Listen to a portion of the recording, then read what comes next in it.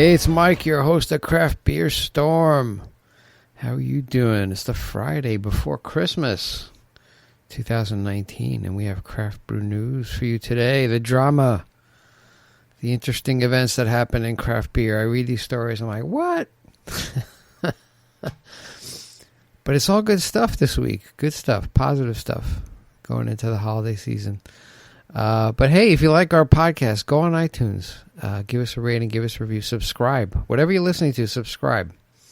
You get these, automatically downloaded to you. Mondays we do people in the industry, either founders, brewers, people who own companies that stamp dates on the bottom of the cans. We had a sponsor, awesome.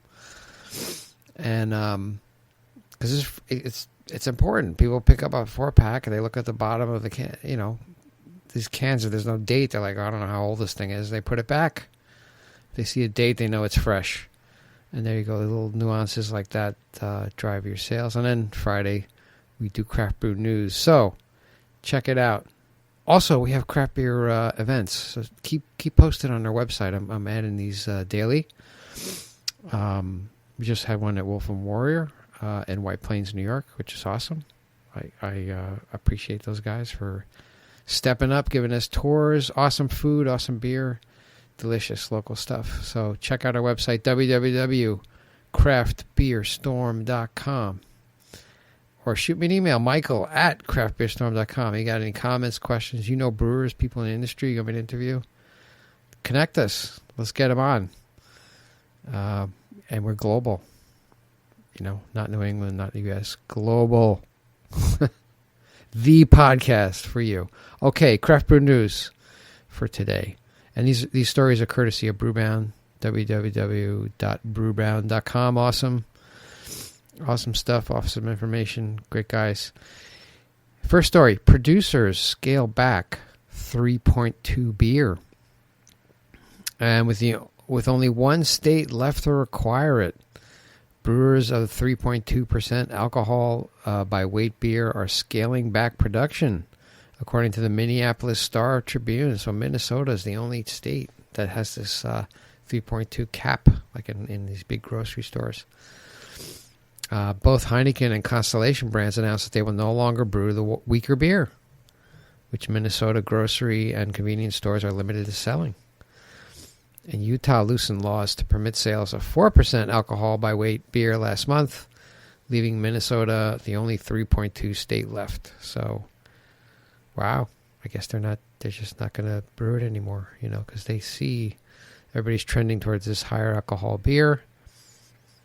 You don't want water, right? I mean, you drink a beer, you want flavor. You got to put a lot of grains in it, and there's a lot of sugar, which is produced, and you used to attack the sugar and create a higher ABV. You don't have to be insane. You don't have to drink 10% ABV every can. But, like 4 or 5% is cool. So Minnesota. Last one. Let's do it. Get on board. AB partners Tilray and Fluent Beverages announced CBD-Infused tea.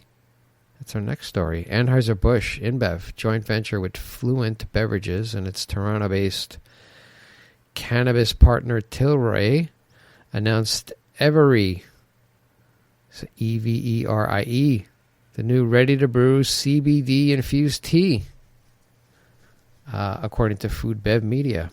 And a lot of people say CBD has good qualities and helps kids. It's the non-hallucinogenic part of cannabis. It's okay, but the federal government is hung up on this stuff. Oh my God. And then the states like New Hampshire won't do it. I can't make CBD infused beer in New Hampshire. Other states are like, let's do it.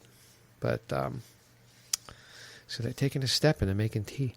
So Everie will be available in biodegradable tea bags with only 10 milligrams of CBD and fewer than 0.05 milligrams of THC. So there's a little bit of THC. I guess that's the residual stuff, which is the hallucinogenic stuff. But I don't think it's going to have a big impact. The tea comes in 3 flavors: lavender chamomile, vanilla rooibos, and peach ginger green. So this is tea you drink after you meditate. You want to hang out and relax. Come after a day, the daily grind, have some tea and just chill out. The tea is available in select provinces in Canada. A line of sparkling beverages is planned for early next year. There you go. They're getting into sparkling beverages too, which are taking off. And speaking of sparkling beverages, we got the next story. Truly Hard Seltzer takes flight.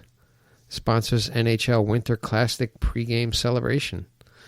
And Truly Hard Seltzer will be available on American Airlines flights beginning January 1, according to a spokesperson of the Boston Beer Company. Truly is really impacting Boston Beer Company's revenue and profits. It's just taken off, White Claw and Truly, crazy. They have like 75% of the market. Nuts. Truly Wild Berry will be available for purchase in 12-ounce cans on all flights that offer alcoholic beverages. This is Truly's second placement in the skies, following last month's announcement that they will be available on JetBlue flights. So the brand is currently the only hard seltzer available on U.S. flights. In other Truly news, Truly is the lead sponsor of the NHL Winter Classic pregame party, which would take place in January 1 in Dallas, Texas. Excuse me. So go Truly. There you go. It's a lot of opportunity in sparkling seltzer. Spiked seltzer. Hard seltzer. Okay, last story. Cans propel Allagash Brewing to more than 100,000 barrels in 2019. So Allagash, we had Jason Perkins, actually, he's the Allagash brewmaster. We had him on our podcast episode number 35. And you can search for that, or you can go to the show notes on this podcast and click on the link, and it'll bring you right to that episode. You can download it and listen up. Making great stuff up at Allagash. Delicious. Avancé. Awesome. A lot of other good stuff, too. And actually, we were just talking about this the other night. About Allagash white in cans, and they're doing it. So Allagash Brewing Company estimates its sales volume surpassed the 100,000 barrel mark in 2019 due to packaging its flagship Allagash White and River Trip Session Ale in cans for the first time.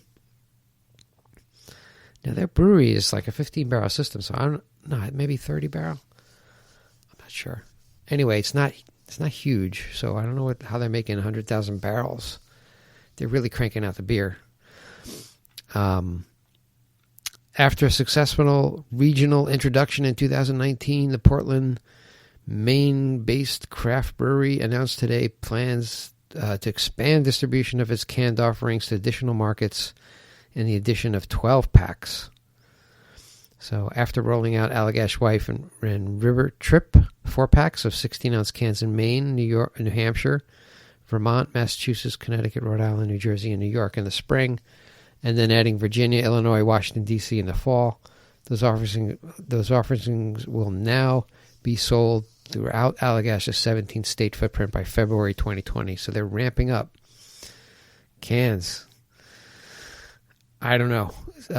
Citing data from market research from IRI, Allagash White cans are number one selling new item in the craft beer category in the Northeast.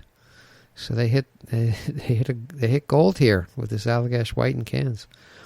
Allagash is the 30th largest craft brewery in the country, according to nonprofit trade group Brewers Association. And Allagash will also add a Maine exclusive beer, 16 counties, an ale brewed with malts grown in the state, and 16-ounce 4-packs to its year-round can lineup. And we did an interview with the owner of Maine Grains as well, so check that out. A lot of good stuff happening in Maine.